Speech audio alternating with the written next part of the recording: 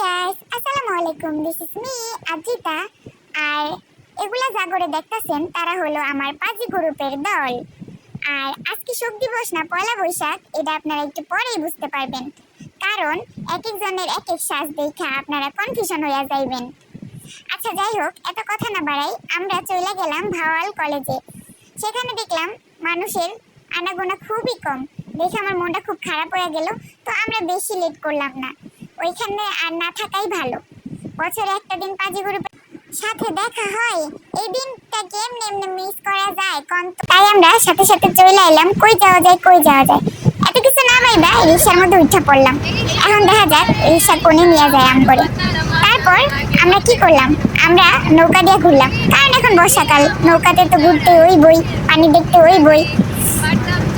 তারপর আমরা সবাই বন্ধু বান্ধবরা মিলা, পাজি গ্রুপের সব মিলা মনে সুখে গান গাইতে লাগলাম। আর কি গান গাইতে লাগলাম তা তো আপনারা শুনতেই পারবেন। আমরা এত ভালো সঙ্গীত শিল্পী না, যতটুকু গাইছি মিনা নিয়েন।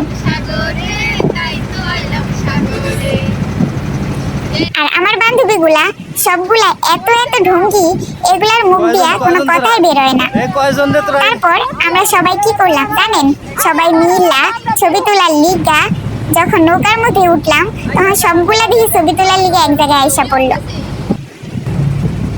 আমরা সবগুলা একলগে থাকলে কি যে পাগলামি করি, আর আমার মাথায় কি কি যে আসে, সেগুলো শুধু আমরাই জানি।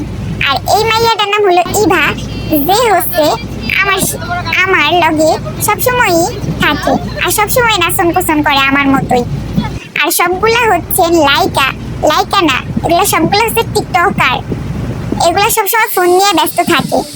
যাই হোক, এখন আমার নৌকা সুন্দর পানির মধ্যে দোলতাছে।